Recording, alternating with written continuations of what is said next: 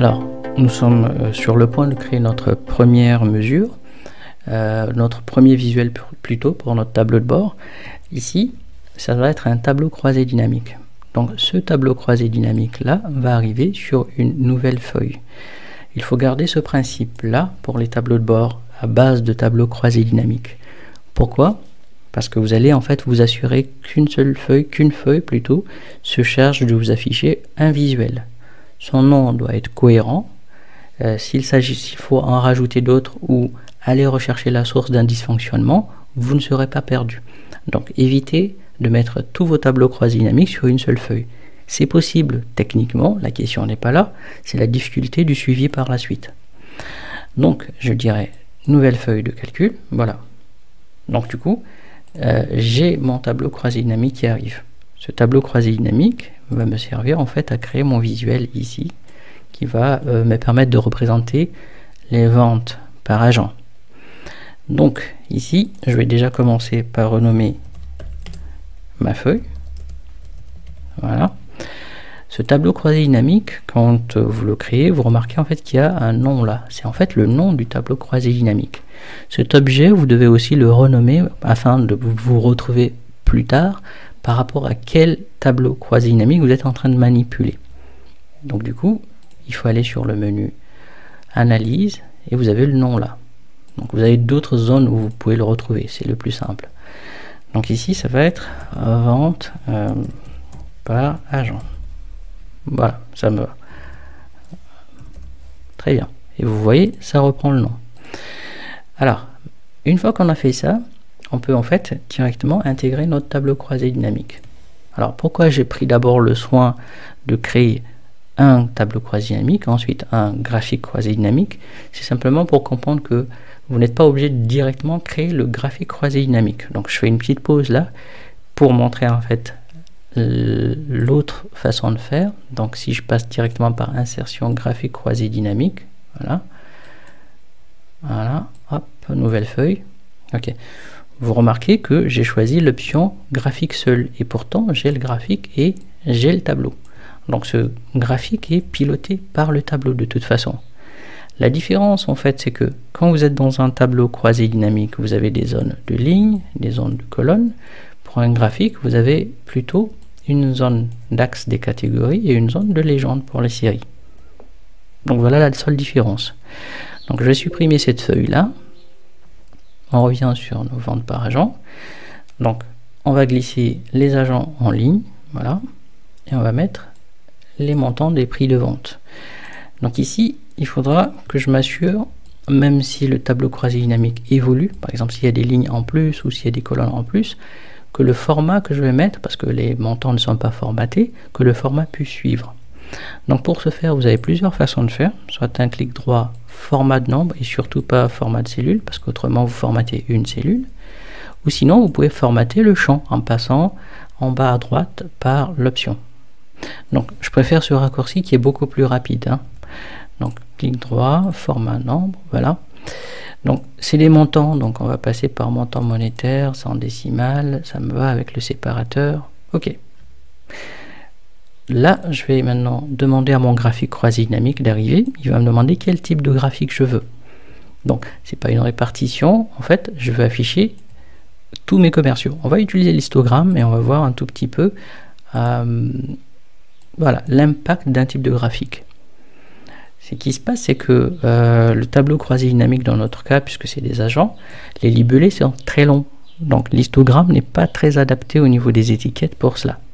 Il vaut mieux prendre en fait les graphiques à barres, qui est en fait l'histogramme, mais à la verticale. Donc hop, je supprime celui-là. J'aurais pu le modifier, mais je vais directement demander les barres. Donc vous voyez là, il y a plus d'espace ici pour pouvoir afficher des libellés qui sont très longs. Donc ok. Et voilà, donc nous avons notre graphique qui vient d'arriver. Si vous voulez ici éditer un graphique existant au lieu de le supprimer, donc dans l'onglet création, vous avez la possibilité à tout moment de modifier le type de graphique ici. Alors si vous avez des questions sur des cours de des graphiques, regardez donc les cours que j'ai concernant les graphiques et vous allez pouvoir revenir sur ça. Très bien, donc ici, sur notre graphe croisé dynamique, nous allons devoir faire certaines évolutions. Les éléments inutiles, nous allons les enlever. Donc la légende ici, on a une seule donnée, on va l'enlever. Nous avons un axe vertical qui nous permet de faire le lien entre le montant qui est là et aussi la valeur. Mais on va mettre des étiquettes. Du coup, on n'a pas besoin de ce quadrillage là. Alors, quand vous êtes sur un graphique, pour finement modifier les différents éléments qu'il constitue, vous allez sur l'onglet Format et vous avez une liste déroulante de choix. C'est plus simple. Donc, à l'intérieur, vous avez tous les éléments qu'il constitue. Donc, les quadrillages, j'en veux pas. Je vais cliquer dessus et j'appuie sur Supre. Voilà, c'est pareil. Je vais pas aussi garder l'axe horizontal. Donc, vous voyez, quand je clique, en fait, il me sélectionne. Donc, ça, c'est juste une aide à la sélection. Ok, donc je les supprime aussi. Les boutons, j'en veux pas. Donc quand vous êtes sur un graphe croisé dynamique, faites attention, vous avez un menu différent. Ce n'est plus tableau croisé dynamique, mais c'est graphe croisé dynamique. Il faut cliquer dessus pour qu'il soit en fait visible. Sinon, quand vous cliquez ailleurs, bah, à ce moment-là, vous perdez le menu. Donc là, vous avez la gestion des boutons. Alors, gérer les boutons par là, ou faire des clics droits sur ces commandes, c'est exactement la même chose. Alors on y va. Je vais faire un clic droit et masquer les boutons blablabla. Voilà. Ce second bouton, si vous allez dessus, c'est l'information donc des éléments qui sont dans l'axe. Donc il vous dit axe. Donc regardez bien, c'est ce champ. Donc ça concerne les agents. C'est ce bouton. Donc cette commande là permet d'afficher les éléments qui sont en fait dans la zone des axes. Donc je veux pas que les utilisateurs puissent cliquer dessus, bah, je l'enlève. Voilà. Donc on va en profiter pour renommer le titre. Donc ça va être ce sont les ventes par agent. Je vais le mettre légèrement à gauche. Voilà. Donc voilà pour le graphique. Alors maintenant la zone de graphique. Alors j'ai pas fini, je mettrai les étiquettes. Mais une chose importante, il ne faut pas confondre le graphique, voilà, et la zone de graphique. La zone de graphique, c'est en fait la zone de traçage plutôt. C'est la zone sur laquelle les éléments sont dessinés et posés dessus. Ici, pour occuper la zone de graphique, il faut en fait étirer la zone de traçage au maximum. Donc selon vos besoins. Alors maintenant, nous allons rajouter certaines informations puisque j'ai enlevé l'axe des abscisses, il faut rajouter les informations des valeurs liées à ces barres là. Ça c'est le rôle des étiquettes de série. Donc nous avons plusieurs façons de faire, soit nous passons par là, donc nous avons les étiquettes de données, voilà, il suffit de les demander, et là ce sont les positions à l'intérieur, à l'extérieur, voilà, bord extérieur, ainsi de suite, avec légende ou pas. Donc je les mettrai à l'extérieur, voilà, c'est pas parfait mais bon. Très bien. On va maintenant personnaliser l'épaisseur donc de ces barres. Donc je rappelle une fois encore que j'ai sélectionné la série qui représente donc les ventes. Je vais sur mise en forme et j'ai le volet qui me permet sur 3 niveaux de personnaliser mon graphique. Donc si vous avez des questions encore une fois sur les graphiques, n'hésitez pas à vous référer sur le cours Excel avancé. Les graphiques ils sont traités. Alors et là nous retrouvons au fait aussi les différents éléments du graphique. Donc il y a plusieurs accès. Une fois que ce volet est affiché, on n'a pas besoin de repartir là pour sélectionner autre chose à modifier. Alors, donc là c'est les informations donc de remplissage, là c'est l'information concernant tout ce qui est apparence et tout. Et là nous avons les informations de superposition. Donc la largeur de l'intervalle là, moins l'intervalle est grand en fait ici, et plus vous rapprochez les barres.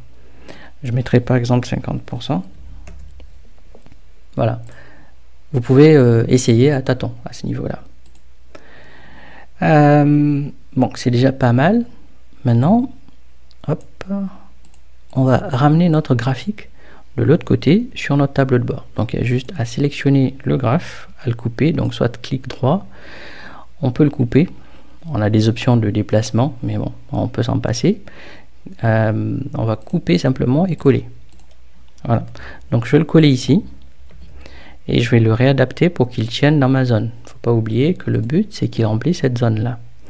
Donc je maintiens Alt en fonci et je le redimensionne pour qu'il reste dans la zone qui lui est réservée.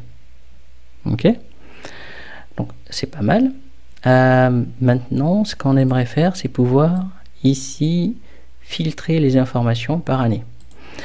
Alors, je vais donner un peu plus de largeur à cette zone-là. Comme le graphique a été mis dedans avec la touche Alt, il va occuper l'espace. Donc, il reste rattaché ici. Pour les deux autres, je pourrais les réduire par la suite. La question maintenant, c'est qu'on a besoin dans cette zone-là de rajouter des éléments pour pouvoir filtrer sur les années. Donc, on va le voir par la suite.